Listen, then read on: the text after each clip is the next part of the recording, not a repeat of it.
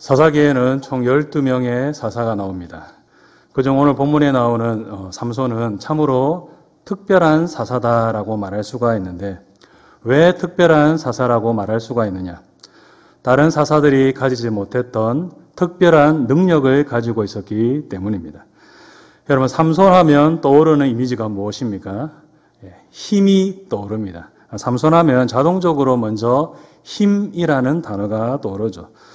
여러분, 성경을 보면 삼손의 힘이 어느 정도였는지 그것을 기록해 놓은 장면들이 많이 나오는데, 먼저 사사기 14장을 보면 삼손이 젊은 사자를 맨손으로 찢어 죽였다라고 말씀하고 있습니다. 여러분, 우리는 어떻습니까? 잘 삶아져 있는 삼계탕의 다리도 어떤 때는 잘 안 뜯어져 가지고 힘이 들 때가 있지 않습니까? 여러분, 근데 삼손은 살아있는 사자를 그냥 찢어 가지고 죽이는 일을 하였습니다. 삼손의 힘이 얼마나 대단한지 그것을 알 수 있는 것이죠. 여러분, 또 사사기 16장을 보면 삼손이 블레셋 가사라는 성읍에 문짝을 짊어지고 가사에서 헤브론까지 이동한 사건이 나오는 것을 볼 수 있습니다. 그럼 옛날 역사 영화나 사극 같은 것을 보면 어떻습니까? 문짝이 큽니까? 작습니까? 성의 문짝이 엄청나게 크죠. 그러면 그 무게는 한 어느 정도 되었을까요? 학자들이 추정하기로 한 2톤 정도 되었을 것이다 라고 그렇게 추정을 합니다. 2톤이면 우리가 실감이 안 될 수가 있는데 봉고차 한 대의 무게가 2톤 정도가 됩니다. 여러분, 그러니까 삼손이 봉고차 한 대를 짊어지고 이동을 하였다라는 것입니다. 그것도 얼마 정도의 거리를 그것을 짊어지고 이동하였느냐? 가사에서부터 헤브론까지인데 이 거리가 대략 60km 정도가 됩니다. 그러니까 삼손이 2톤짜리 문짝을 짊어지고 60km를 이동하여서 나아갔다라는 것입니다. 여러분, 안 믿는 사람들이 이 대목을 성경을 읽었다면 여러분 어떤 반응을 보였을 것 같습니까? 야, 적당히 좀 뻥을 쳐라 라고 그런 반응을 보이지 않았겠습니까? 어떻게 사람이 2톤을 들어 올릴 수가 있으며 그것을 짊어지고 어떻게 60km를 이동할 수 있단 말이냐? 좀 뻥을 쳐도 적당히 좀 사람이 믿을 수 있을 정도로 쳐야지, 이런 식으로 반응을 보였을 것 같습니다. 그 정도로 삼손의 힘은 사람이 낼 수 있는 힘을 초월한 힘이었다라는 것이죠. 사람이 근육으로 낼 수 있는 그런 힘이 아니라 하나님의 능력으로 말미암은 초월적인 힘을 삼손이 가졌다라는 것을 볼 수 있는 것이죠. 여러분, 이것은 오늘 본문에 나오는 사건도 마찬가지입니다. 오늘 본문을 보면 삼손이 다곤 신정의 기둥을 힘으로 무너뜨린 사건이 나옵니다. 성전 기둥 가운데 서가지고 양쪽 팔을 벌려가지고 기둥에 꽉 끼워가지고 몸을 엎드려가지고 건물을 무너뜨린 사건이 나오는데, 여러분 이것도 마찬가지죠. 삼손이 사람의 근육이 낼 수 있는 그런 힘으로 힘을 낸 것이 아니라 하나님께서 주시는 능력으로 말미암은 초월적인 힘을 가진 사람이었다는 것을 알 수 있는 것입니다. 여러분, 이처럼 삼손은 놀라운 힘을 가진 사람이었습니다. 여러분, 그러나 삼손이 힘만 좋은 그런 사람은 또 아니었습니다. 삼손은 힘과 함께 지혜도 함께 갖춘 그런 사람이었습니다. 여러분, 사사기 14장을 보면 삼손이 블레셋 사람들에게 수수께끼를 내고 내기를 하는 사건이 나옵니다. 여러분, 그때 삼손은 먹는 자에게서 먹는 것이 나오고 강한 자에게서 단 것이 나왔느니라라는 수수께끼를 내었는데 그것을 아무도 풀지 못하였다라는 것을 알 수가 있습니다. 여러분, 우리 같으면 수수께끼를 한번 내보라고 했을 때 어떤 것을 내었을 것 같습니까? 그냥 머리에 생각나는 것이 머리를 풀고 하늘로 올라가는 것은 연기, 바로 이렇게 정답을 들켜버리지 않았겠습니까? 여러분들, 삼손은 사람들이 생각하지 못하는 그런 수수께끼를 생각해서 낼 수 있을 정도로 굉장히 지혜로웠던 사람이다라는 것을 알 수가 있는 것이죠. 여러분, 또 사사기 15장을 보면 자기와 결혼을 하려고 했던 여인을 블레셋 사람들이 다른 사람과 결혼시켜버리자 삼손이 그들에게 보복을 하는 장면이 나오는데 그때 어떤 방법으로 그가 보복하였다는 것을 볼 수 있습니까? 여우 300마리를 잡아가지고 그 꼬리와 꼬리 사이에 횃불을 달아가지고 확 풀어버려서 블레셋 사람들의 밭과 포도원을 일제히 태워버리는 일을 하였다는 것을 볼 수 있습니다. 여러분, 만약에 우리 같았으면 어떻게 했을 것 같습니까? 불을 지를 때에 횃불을 들고 다니면서 여기 불 지르고 저기 불 지르고 이렇게 하다가 조금밖에 불을 못 지르고 저기 방화범이 있다라고 하면서 들켜버려가지고 붙잡혀버리는 그런 일을 당하였지 않겠습니까? 여러분들 삼손은 달랐습니다. 요 300마리를 잡아가지고 그 꼬리에다가 횃불을 달아가지고 일제히 확 풀어버리는 그런 일을 하였습니다. 여러분 그러니까 당하는 쪽의 입장에서는 어떻게 될 수밖에 없겠습니까? 여기저기 막 불길이 치솟는데 범인은 보이지 않고 요만 보이고 그러니까 속수무책으로 그냥 당할 수밖에 없는 것이죠. 여러분 이처럼 삼손은 힘만 좋은 그런 사람이 아니었습니다. 지혜도 참으로 뛰어난 사람이었습니다. 힘과 지혜를 함께 갖춘 지용을 겸비한 그런 사람이 바로 삼손이었다라는 것이죠. 여러분 그러니 삼손은 참으로 특별한 사사다라고 할 수 있는 것입니다. 여러분 사사기에 나오는 사사 중에 이런 특별한 힘과 지혜를 가졌던 사람이 있습니까? 이런 사람은 없습니다. 다 그냥 평범한 사람들이지 이런 특별한 힘과 지혜를 아무도 가지지 못하였습니다. 여러분들 삼손은 이런 특별한 힘과 지혜를 가졌으니 참으로 특별한 사사다라고 할 수가 있는 것이죠. 여러분 그러면 삼손이 이렇게 특별한 사사였으니 그의 사역은 어떠하였을까요? 그의 사역은 성공이었을까요? 아니면 실패였을까요? 그의 사역은 실패입니다. 그것을 어떻게 알 수가 있느냐? 오늘 본문에 그 땅이 몇 년 동안 평온하였더라라는 말씀이 나오지 않는 것을 통하여서 알 수 있습니다. 여러분 사사의 사역이 성공적이었느냐 아니면 실패였느냐 이것을 어떻게 알 수 있는가 하면 그 사사의 마지막 부분을 기록하고 있는 곳에 그 땅이 몇 년 동안 평온하였더라라는 말씀이 나오느냐 안 나오냐 그것을 통하여서 알 수 있습니다.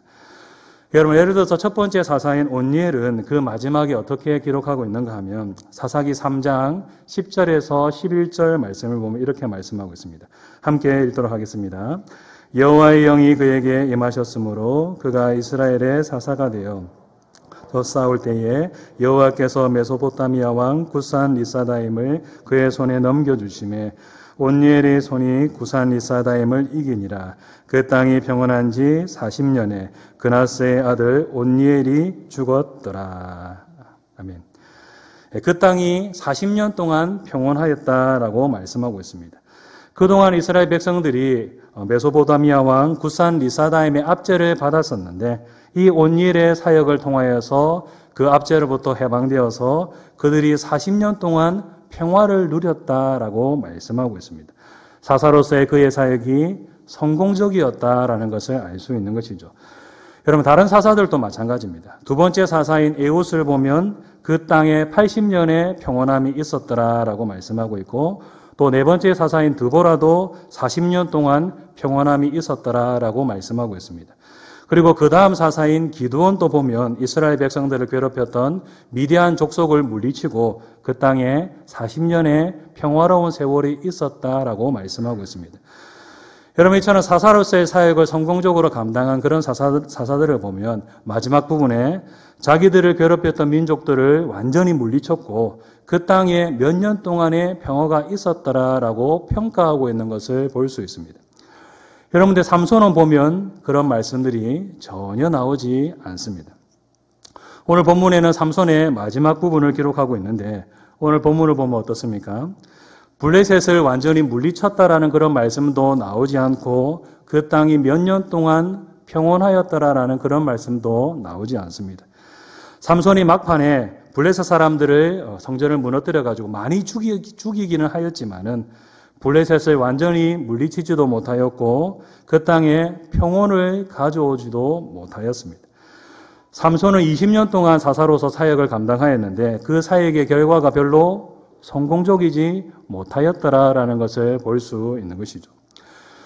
여러분 이처럼 삼손의 사역은 실패로 끝이 났습니다. 삼손 우리가 앞에서 살펴본 대로 그 어떤 사사도 가지지 못했던 특별한 힘과 지혜를 가졌던 사람인데 그의 사역이 성공이 아니라 오히려 실패였습니다.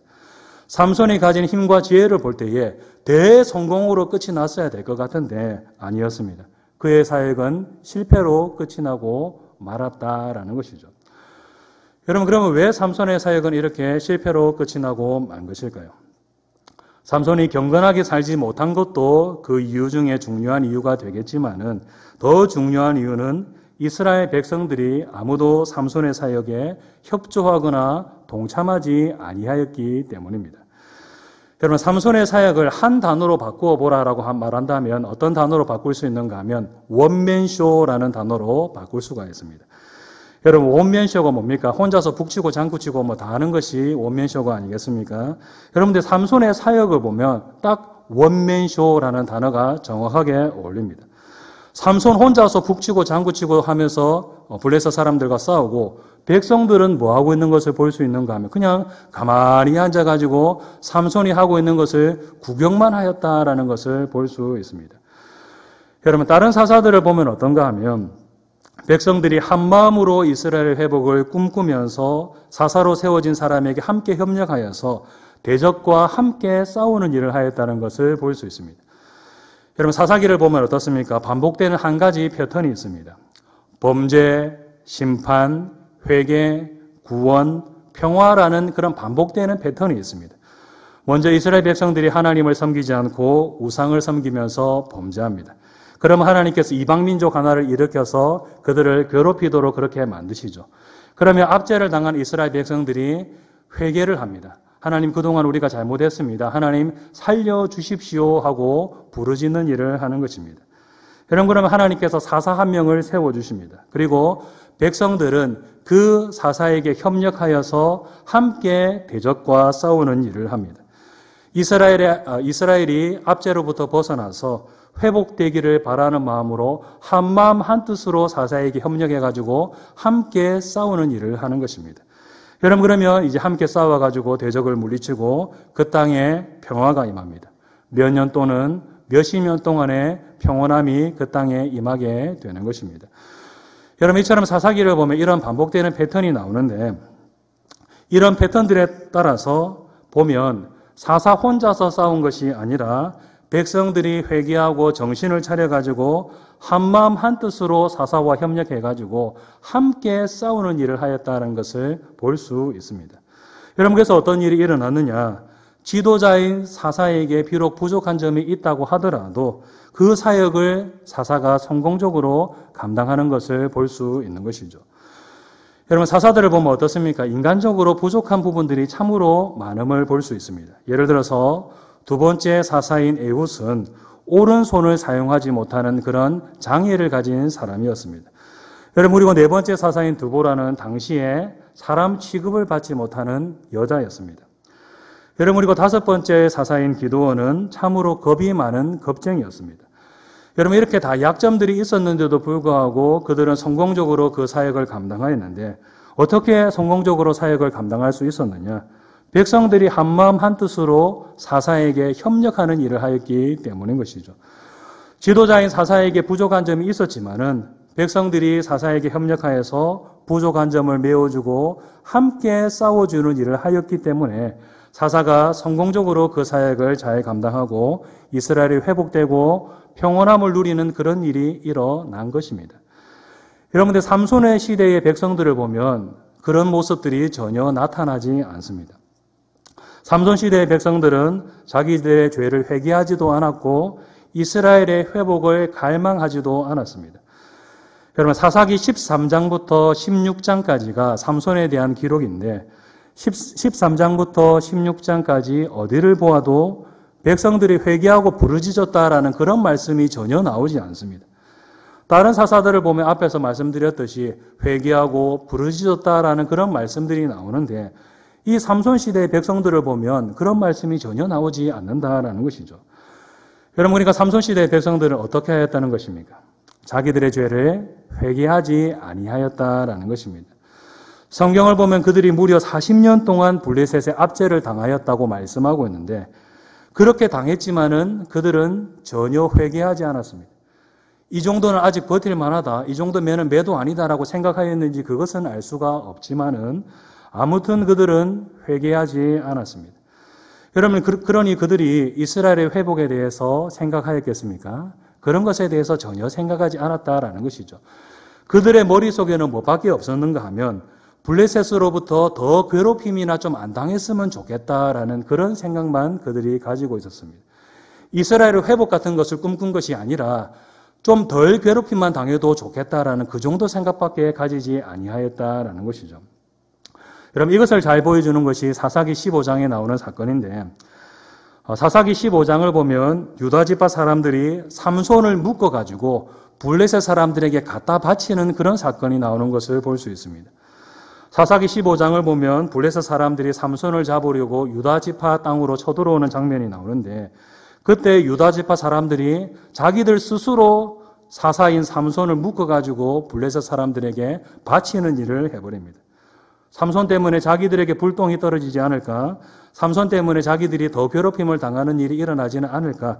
그렇게 생각하면서 오히려 삼손을 붙잡아서 적에게 갖다 바치는 일을 하였다는 것을 볼 수 있는 것이죠. 여러분 어떻습니까? 참으로 암담하지 않습니까? 사사에게 협력하지는 못할 망정 사사를 잡아다가 넘기는 그런 일을 하다니 참으로 당시의 백성들이 어떤 상태였다라는 것을 우리가 이것을 통하여서 충분히 짐작할 수 있는 것이죠. 이스라엘의 회복 이런 것은 꿈도 꾸지 않았던 백성들이다라는 것을 알 수 있는 것입니다. 여러분 이처럼 삼손 시대의 백성들은 이스라엘 회복을 꿈꾸지 않았습니다. 여러분 그래서 그들은 어떻게 하였느냐? 삼손에게 협력하는 일도 하지 않은 것입니다. 삼손 혼자서 북치고 장구치고 동해 번쩍 서해 번쩍 하면서 초인적인 힘으로 블레셋 사람들과 싸울 때에 그들은 아무도 협력하지 않고 그냥 구경만 하고 오히려 삼손을 방해하는 그런 일까지 행한 것입니다. 여러분 그러니 어떻습니까? 삼손의 사역이 성공적으로 끝이 날 수가 있겠습니까? 절대로 그런 일이 일어날 수가 없는 것입니다. 백성들이 한 마음으로 나와서 함께 싸우지 않는데 어떻게 대적을 물리칠 수가 있으며 어떻게 그 땅에 평온이 임할 수가 있겠습니까? 아무리 초인적인 능력을 가졌다고 하더라도 안 되는 것입니다. 한 사람의 힘으로는 결코 안 되는 것이죠.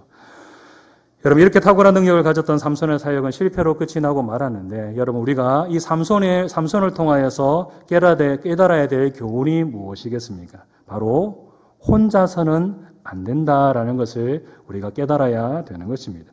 아무리 탁월한 능력을 가지고 있다고 하더라도 아무리 뛰어난 사람이 있다 하더라도 한 사람의 능력과 수고로 결코 하나님 나라는 세워지지 않는다라는 것이죠. 여러분 앞에서 말씀드렸듯이 삼손은 참으로 놀라운 힘과 지혜를 가진 사람이었습니다. 여러분 그러나 백성들이 함께 싸우지 않으니까 어떻습니까? 삼손이 그 탁월한 능력을 가졌지만은 그 사역이 성공할 수 있었습니까? 성공하지 못하였습니다. 참으로 상상을 초월하는 능력이 있었지만은 그의 사역은 성공하지 못하고 실패로 끝이 나고 만 것입니다. 여러분 근데 다른 사사들을 보면 어떻습니까? 그들에게 부족한 점이 있었지만은 백성들이 한 마음으로 이스라엘의 회복을 꿈꾸면서 함께 싸우는 일을 하였고 그 결과 이스라엘이 회복되고 평온이 그 땅에 임하는 일이 일어났다는 것을 볼 수가 있는 것이죠. 하나님 나라는 한 사람의 능력과 수고로는 결코 세워지지 않는다라는 것을 우리가 알 수 있는 것입니다. 뛰어난 한 사람이 있어서 그 사람이 날고 긴다고 해서 역사가 일어나느냐? 절대로 그렇지 아니하다라는 것입니다. 한 사람이 아무리 날고 기는 재주를 부린다고 하더라도 많은 사람들이 마음을 하나로 모아서 함께 수고하고 힘쓰지 않으면 하나님 나라는 결코 세워지지 않는다라는 것을 삼손이 보여주고 있는 것입니다. 여러분 이것은 교회도 마찬가지입니다. 교회도 어떤 한두 사람의 수고와 헌신으로 세워지는 것이 결코 아닌 것입니다. 탁월한 능력을 가진 사람, 열심히 있는 사람, 한두 사람이 수고하고 헌신하면 교회가 세워지고 부흥하는 일이 일어나느냐? 절대로 그런 일이 일어나지 않는 것입니다. 모든 성도들이 교회의 부흥을 사모하며 한 마음으로 함께 협력하면서 헌신할 때에 비로소 교회는 바로 일어나게 되고 부흥하게 되는 그런 역사가 일어나게 되는 것이죠. 여러분 이것을 잘 보여주는 것이 초대교회다라고 할 수가 있는데 여러분 초대교회는 어떤 교회였습니까? 참으로 뜨거운 교회였고 부흥하는 그런 교회였습니다. 여러분 근데 그 초대교회에 대한 기록을 하면서 성경이 무엇과 관련해서 그 부흥에 대해서 설명하고 있는가 하면 그들이 한마음 한뜻으로 함께 어떤 일에 힘썼다라는 말을 계속해서 말하면서 부흥에 대해서 설명하고 있는 것을 볼 수 있습니다. 여러분 먼저 사도행전 1장 14절을 보면 이렇게 말씀하고 있습니다. 함께 읽도록 하겠습니다. 여자들과 예수의 어머니 마리아와 예수의 아들과 더불어 마음을 같이하여 오로지 기도에 힘쓰더라. 아멘. 모든 사람들이 더불어 마음을 같이하여 기도하는 일에 힘썼다라고 말씀하고 있습니다. 한두 사람이 모여서 기도한 것이 아니라 모든 사람들이 함께 모여서 기도하는 일에 힘썼다라는 것이죠. 여러분 또 사도행전 2장 46절에서 47절을 보면 이렇게 말씀하고 있습니다. 함께 읽겠습니다. 날마다 마음을 같이하여 성전에 모이기를 힘쓰고 집에서 떡을 떼며 기쁨과 순전한 마음으로 음식을 먹고 하나님을 찬미하며 또 온 백성에게 칭송을 받으니 주께서 구원받는 사람을 날마다 더하게 하시니라. 아멘. 날마다 마음을 같이하여 모이기를 힘쓰고 함께 음식을 먹으면서 서로 교제하기를 힘쓰고 또 다 함께 한 마음으로 하나님을 찬양하는 일에 힘썼다라고 말씀하고 있습니다. 어떤 소수의 열심히 있는 사람들이 이런 일에 열심을 낸 것이 아니라 모든 성도들이 한 마음 한 뜻으로 이런 일에 열심을 내었다라는 것이죠. 여러분 그리고 그렇게 하였을 때에 하나님께서 어떤 은혜를 베풀어 주셨느냐? 주께서 구원받는 사람을 날마다 더하게 하셨다라고 말씀하고 있습니다. 하나님께서 부흥의 역사를 일으켜 주셨다라는 것입니다. 여러분 이처럼 초대교회는 모든 성도들이 한 마음으로 열심을 내는 그런 교회였습니다. 모든 성도들이 한 마음을 품고 기도하는 일에 힘쓰고 모여서 예배드리는 일에 힘쓰고 또 모여서 서로 교제하고 서로 섬기는 일에 힘쓰고 하나님을 찬양하는 일에 힘쓰고 여러분 이렇게 한 마음으로 교회의 부흥을 사모하고 하나님의 은혜를 사모하면서 열심을 내는 그런 교회였다라는 것이죠. 여러분 그리고 하나님은 그들의 열심히 있는 모습을 보면서 은혜를 베풀어 주사 부흥하도록 만들어 주셨다라는 것입니다. 여러분 이처럼 교회는 모든 성도들이 한 마음으로 열심을 낼 때에 부흥하게 됩니다. 하나님께서 그런 교회의 모습을 보시고 바로 부흥의 은혜를 내려주시기 때문인 것입니다. 여러분 교회가 부흥하는 것은 사람의 수고와 노력 때문이 결코 아닙니다. 하나님께서 부흥의 은혜를 부어주셔야 교회는 비로소 부흥할 수가 있는데 하나님께서 어떤 교회 위에 부흥의 은혜를 내려주시느냐? 한두 사람이 열심히 하는 그런 교회의 은혜를 부어주시는 것이 아니라 모든 성도들이 다 한 마음과 한 뜻으로 열심을 내어서 서로 협력하면서 섬기는 교회 가운데 은혜를 베풀어 주시는 것입니다. 사람의 수고와 노력을 보시고 하나님께서 은혜를 베풀어 주시는 것이 아닌 것입니다. 모든 사람들이 비록 부족하지만은 열심으로 모여서 함께 기도하고 예배드리고 찬양하고 그런 모습을 기뻐하시면서 하나님께서 부흥의 은혜를 그런 교회 가운데 부어 내려 주신다라는 것이죠. 여러분 그러므로 우리는 어떻게 해야 되느냐? 한 마음으로 교회 부흥을 사모하며 함께 열심을 내는 일을 해야 되는 것입니다. 초대교회 성도들처럼 한 마음으로 모이기에 힘쓰고 또 모여서 예배하는 일에 힘쓰고 또 서로 섬기고 교제하는 일에 힘쓰고 하나님을 찬양하는 일에 우리 모두가 힘쓰는 일을 해야 되는 것입니다. 몇몇 사람들만 열심을 내면서 이런 일을 하는 것이 아니라 우리 각 사람이 다 한 마음으로 교회의 부흥을 사모하면서 열심을 내는 일을 해야 되는 것입니다. 여러분 그럴 때 하나님께서는 그런 우리의 모습을 보시면서 놀라운 부흥과 부흥의 은혜를 내려주시는 것입니다. 여러분 이제 말씀을 맺도록 하겠습니다. 사랑하는 성도 여러분, 교회는 탁월하고 뛰어난 몇 사람의 수고와 헌신으로 부흥하게 되는 것이 아니라 모든 성도들이 한 마음으로 교회의 부흥을 사모하며 열심을 내고 섬길 때에 협력할 때에 부흥하게 됩니다. 우리 성도님들이 이것을 기억하시고 우리 교회 부흥을 사모하며 주님을 섬기고 교회를 섬기며 성도들을 섬기는 일에 더욱더 열심을 내는 우리 모든 성도님들 다 되시기를 주님의 이름으로 축복합니다.